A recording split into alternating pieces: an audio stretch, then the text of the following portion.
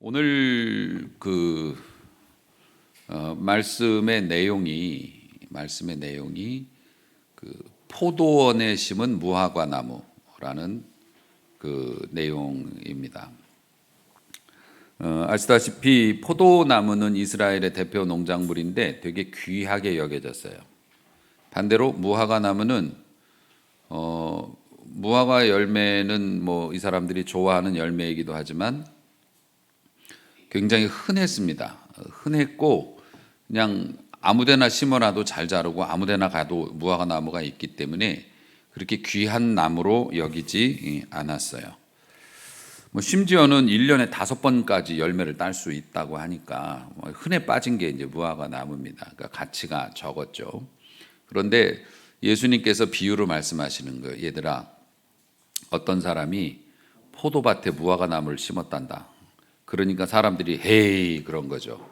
왜 그러냐면 포도원은 되게 귀한 거예요. 그렇기 때문에 잘 가꾸고 정성 들여서 막 돌보고 이런단 말입니다. 무화과는 그냥 아무 동네에 가도 있으니까 그냥 제주도에 귤이 있듯이 그렇게 있는 거죠. 그걸 왜 포도원에 심습니까? 그 비옥한 땅에다가, 관리받는 땅에다가. 이 사람들이 가진 기본적인 생각이 그런 거예요. 그런데 심지어는 예수님께서 이렇게 말씀을 하십니다. 어떤 사람이 포도원에다가 무화과 나무를 심고 그리고 나서 3년 후에 찾아가 봤다. 그런데 열매가 없어. 이렇게 말씀을 하신 겁니다.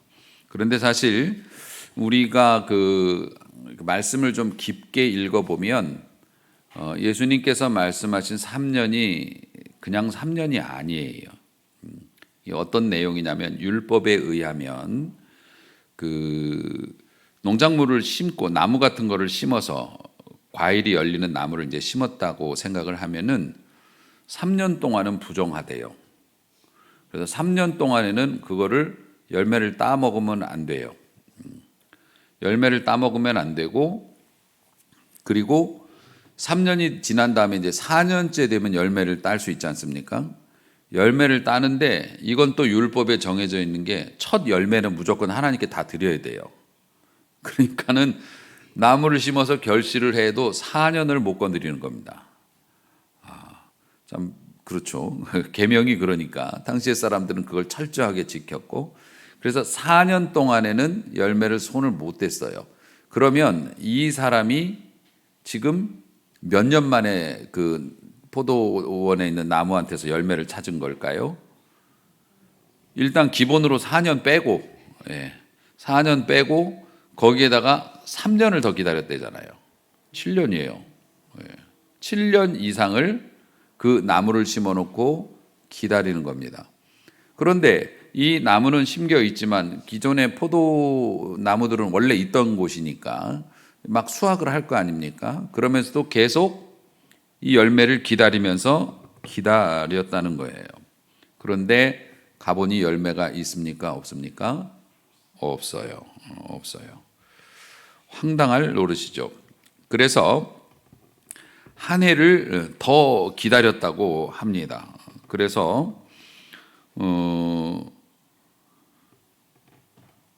갈 때마다 이게 열매가 없는 겁니다. 그러니까 주인이 다른 사람들은 진작에 잘라버리라고 그랬죠. 아니 이게 왜 땅만 낭비하고 여기다 포도나무 심었으면 훨씬 더 결실을 많이 맺을 건데 이거 당장에 뽑아버려야 되는 거 아닙니까? 근데 주인이 기다려라 해서 그렇게 기다린 거죠.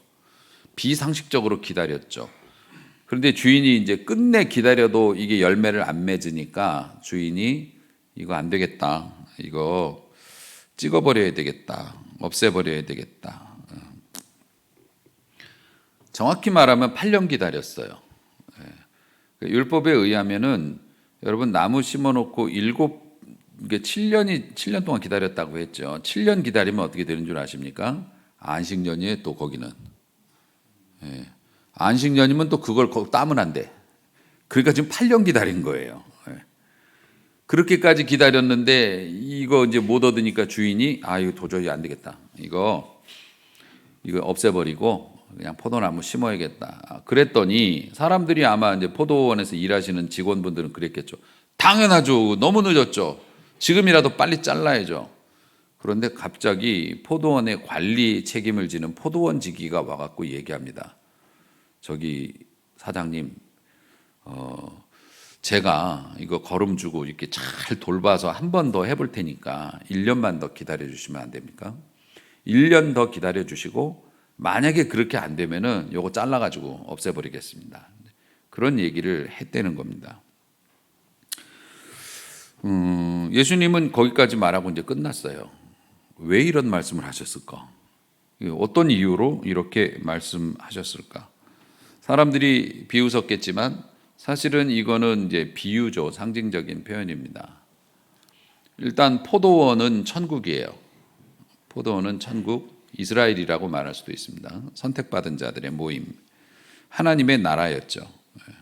그리고 포도나무는 이스라엘 백성들이에요. 포도원은 천국, 포도나무는 하나님의 원래 선택받은 이스라엘 민족들, 이스라엘 사람들. 그 포도원에 심겨진 생뚱맞게 심겨진 이 감람나무, 이건 뭘까요? 하나님의 구원에서 멀어졌던 이방인들, 우리 같은 사람들이죠. 원래 이스라엘 백성이 아닌 다른 사람들, 하나님의 은혜에서 벗어났던 사람들. 포도원 주인은요, 당연히 하나님이시겠죠. 그래서 하나님께서 천국을 예비하시고 이스라엘 민족을 통해서 천국 백성 삼으셨는데 거기에 자격이 안 되는 우리들을 거기다 심어놓고 얼만큼을 기다려요? 아니 좀 거둘만 하면은 뭐 부정하니까 1년 더 있다 하라고 그러고 1년 더 있다 거둘라고 그랬더니 첫 열매니까 안 된다 그러고 그리고 2년 3년 계속 기다려도 안 나와서 마지막 해에 딱 갔더니 7년째니까 또 건드리면 안 되고 이런 식으로 해서 8년을 기다렸더니 비상식적으로 기다린 거죠. 하나님의 무한하신 인내. 그런데 하나님께서는 기다리시다가 이제 도저히 안 되겠다. 니들도 아마 할 말이 없을 거야. 네가 무화과 나무라도 할 말이 없을 거야. 이제 그만 너를 정리해야 되겠다 할 때 갑자기 나타난 이 포도원 지기는 누구예요? 1년만 더 참아달라고 한 번만 더 기회를 달라고 한 게 누구예요? 이건 알아맞추셔야죠. 네? 예수님이시죠. 하나님이 이제 너희들 할 말 없지? 지옥 가도 할 말 없는 거야. 정리하려고 하실 때 중간에서 막아서시면서 한 번만 더 기회를 달라고 부탁을 하신 분이 예수님이세요. 그 예수님도 스스로 말씀하셨어요. 내년에도 만약에 열매 없으면 뭐 이건 지옥 보내셔도 된다고, 잘라버리셔도 된다고. 그러니까 이제 예수님이 마지막 보루예요. 예수의 이름마저도 거절하면 이건 답이 없는 거죠. 그런 비유를 해 주셨습니다.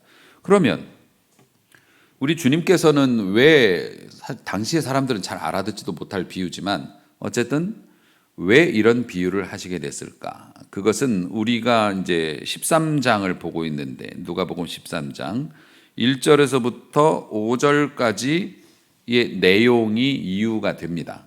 이 내용 때문에 이 비유를 말씀하셨다. 그래서 성경은 이렇게 같이 봐야 돼요. 자기가 마음에 드는 구절 하나만 뚝 떼어내 가지고서 그걸 마음대로 해석하면 안 됩니다. 성경은 그 흐름과 문맥을 따라 봐야 은혜도 더 되고 또 오류에서 벗어날 수 있으니까요. 자, 어떤 사람들이 와서 빌라도가 갈릴리 사람들의 피를 그들의 제물에 섞은 일을 이야기합니다. 예수님께.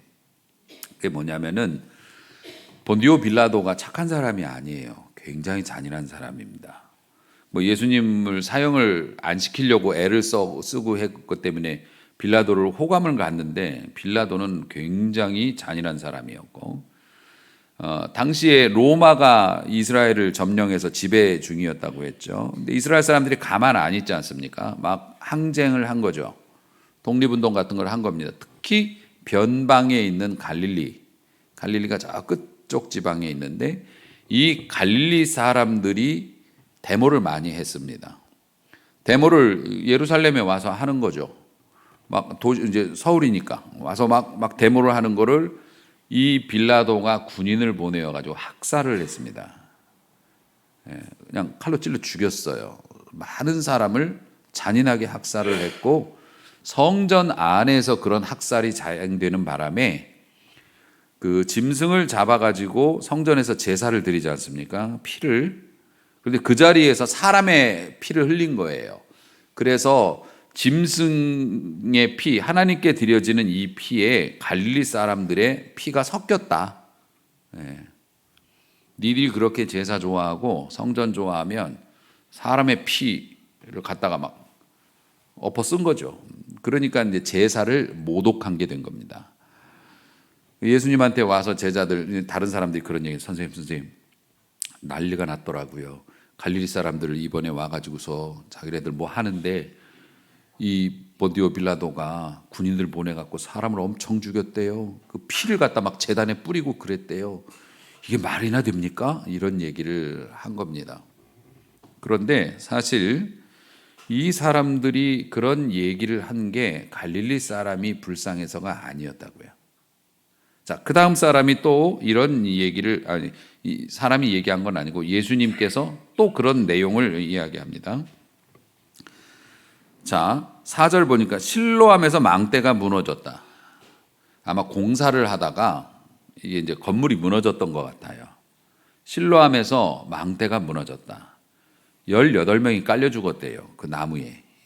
그런 안전사고가 일어나는 거죠. 우리 요즘에도 뭐 그런 사고들 많이 있지 않습니까? 아무도 생각을 못 했는데 뭐가 무너져가지고 아무 이유 없이 죽은 사람들 있잖아요. 삼풍백화점 옛날 그런 사고들 봐도 그런 일들이 있었다. 최근에 너희들 알지? 실로암 망대 무너져서 18명이 거기 깔려 죽은 거. 그 사람들이 다른 사람보다 죄가 많아서 죽은 줄 아냐? 그 얘기는 뭡니까? 아니라고. 3년 전인가요? 홍대에서도 그런 사고가 일어났었죠. 정말 가슴 아픈 얘기입니다. 예수님이 말씀하시는 거예요. 거기서 죽은 그 사람들이 너희들보다 죄가 많아서 거기서 그렇게 죽은 줄 아느냐? 천만의 말씀이다. 이 사람들이 갈릴리 사람들 뭐 이렇게 죽었답니다라고 얘기한 게 뭐냐면은 쟤네들 너무 유별난 애들이에요.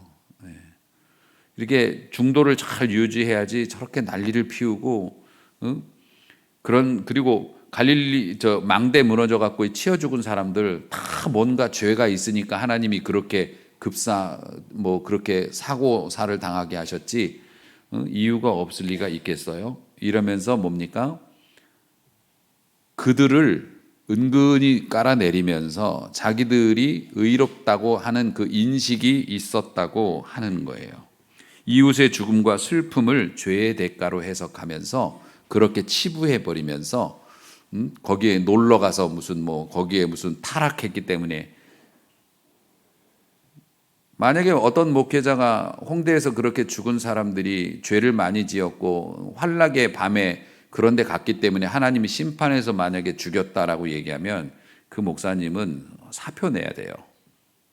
그거는 아주 나쁜 해석입니다. 우리는 하나님이 하시는 일들을 알 수 없어요. 여러분들이 착하게 살았다고 해서 암이 안 걸리는 게 아니라고요. 반대로 암 걸렸다고 해서 그 사람이 나쁘게 살았다는 게 아니란 말입니다. 선한 사람도 하나님의 섭리와 이 온 우주와 만물을 주관하시는 하나님의 뜻에 따라서 이 땅에 꼭 있어야 되는 사람, 선한 사람도 먼저 내려가시는 경우가 있고, 또 악한 죄를 지어도 오래 살게 하시는 경우도 우리는 흔히 봅니다. 우린 잘 이해하지 못하죠. 예수님께서 말씀하셨습니다. 갈릴리 사람들이 저렇게 해를 받음으로 너희들보다 죄가 더 있어서 그런 줄 아느냐? 아니라고. 내가 너희에게 이른다. 너희도 회개치 아니하면 이와 같이 망하리라. 여기서 사람들이 한글만 보고 너희도 회개치 아니하면 망하리라라고 한 말을 듣고, 갈릴리 사람들이 회개를 안 해서 저렇게 죽었나 보다. 그게 아니라고요. 그 사람들이 저렇게 비참하게 죽은 게 죄가 너희들보다 더 많아서 죽은 게 아니다.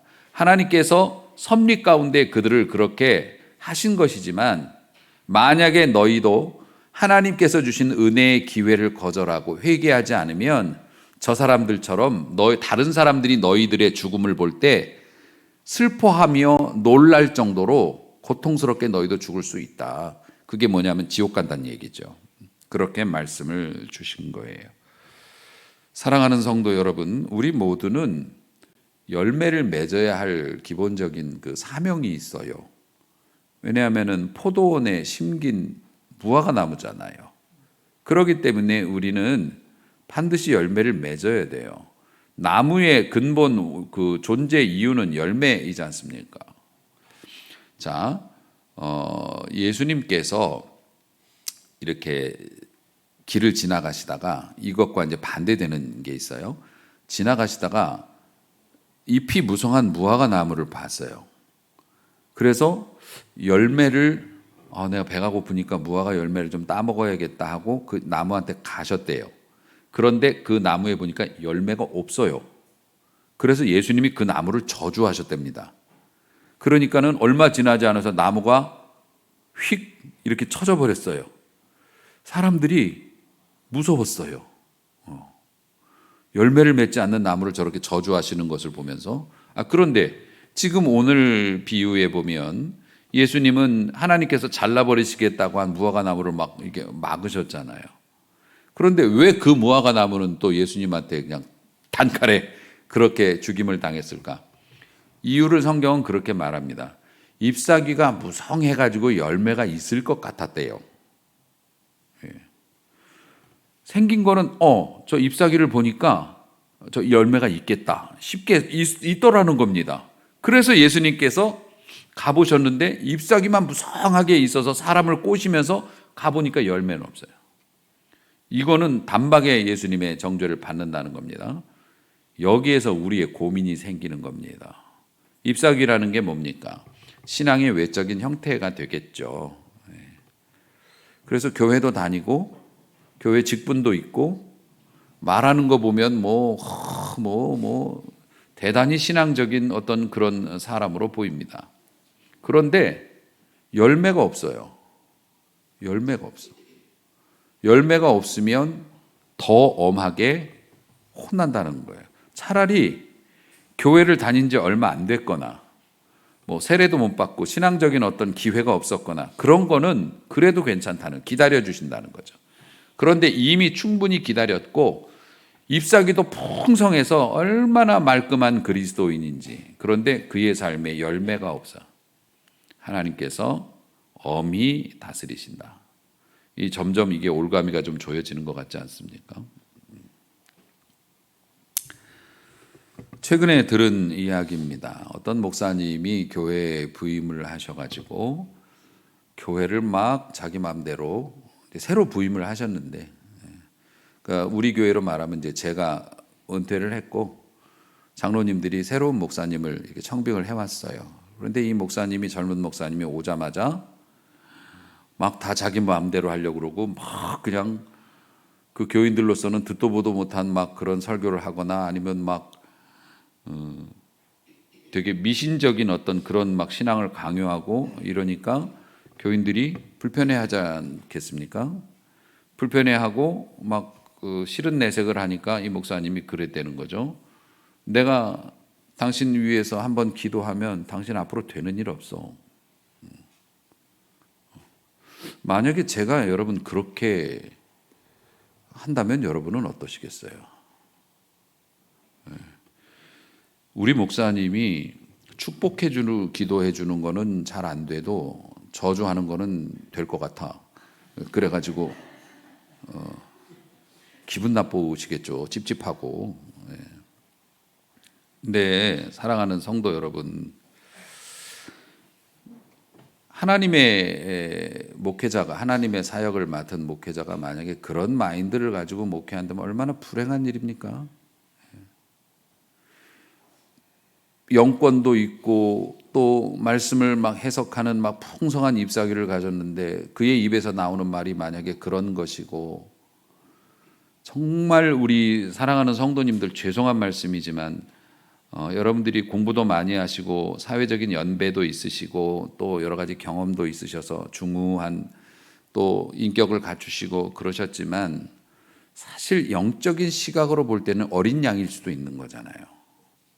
어린 양일 수도 있잖아요. 사회 경험은 많다 해도 영적인 세계에서는. 그럼 어떻게 합니까?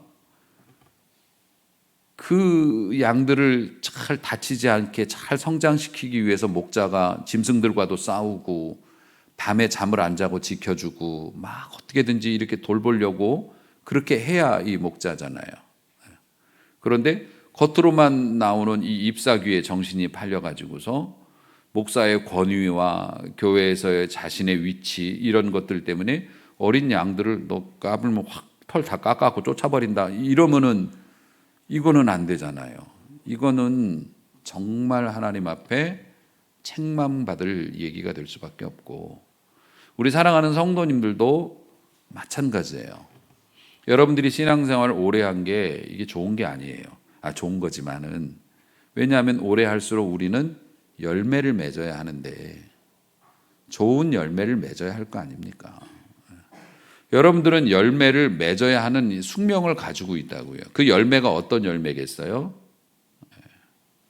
사람들은 부자가 되거나 아니면은 뭐 승승장구하거나 이런 것들을 열매라고 생각하는데 웨스트민스터 신앙고백 제1조 1항이 사람이 근본되는 이 존재 이유를 묻고 있어요.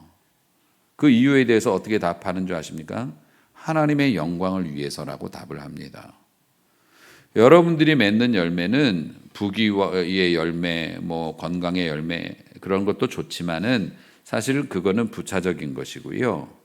가장 귀한 열매는 뭐냐면 지금 여러분의 환경과 상황에서 하나님께 영광을 돌릴 언행이에요. 언행, 말과 행동. 결과는 나중이에요. 우리는 결과를 가지고 이 열매라고 생각하지만 하나님께서는 짓지도 않은 성전 지어보겠다고 애썼던 다윗을 성전 지은 걸로 여기시고 복을 주셨지 않습니까? 그러니까 여러분 얼마나 이게 여러분 우리 하나님 섬기는 게 이게 땡 잡은 일인지 몰라요. 여러분이 말만 이쁘게 해도 여러분이 그것을 꼭 완성시켜서 바치지 않아도 말만 이쁘게 해도 하나님께서는 여러분의 진심을 그거 받은 것처럼 여기시고 복을 내려주신단 말이에요. 그런데 그 열매를 못 맺어가지고 그 영광을 못 돌려가지고서 하나님께서 주신 언어의 은사로 불평불만하고 교묘하게 남을 깎아내리고 부정적인 말로 힘 빼고 그러면 되겠냐고요. 우리 사랑하는 성도 여러분, 합당한 열매를 맺는 성도 되실 수 있기를 축원합니다. 정말 말 한마디로라도 힘나게 해주고 말 한마디 내가 못 지키더라도 내가 앞으로 이렇게 예배하겠다고 한번 얘기도 해보고 그런 열매가 있어야 해요. 왜냐하면 우리 연약한 인생을 멸망할 세상에서 장망성이잖아요. 장차 망할 이 도시라고요. 그 성에서 우리를 끌어내어 내주셨잖아요. 뽑아내어 주셨지 않습니까? 도매금으로 그냥 지옥 갈 인생들이었어요. 하나님께서 이걸 뽑아가지고 포도원에 심어 놓으셨잖아요. 포도원에 심어 놓으셨다고. 그러면 그 은혜에 보답해서 물도 주고 잘 가꿔주니까 으쌰으쌰해서 우리도 열매를 맺어야죠. 못 맺는 것도 아닌데. 그래서 그럼에도 불구하고 아직도 신앙생활 하는 걸 귀찮아 여기고 세상과 하나님 사이에서 머뭇거리면서 그러고 있으면 안 되죠. 여러분 어린아이가 태어나가지고서 1살 되면 걸어 다녀야 되지 않습니까? 대여섯 살 되면은 뭐 글도 깨우치고 말도 하고 그 때에 따라서 그런 게 있잖아요. 이쁘죠.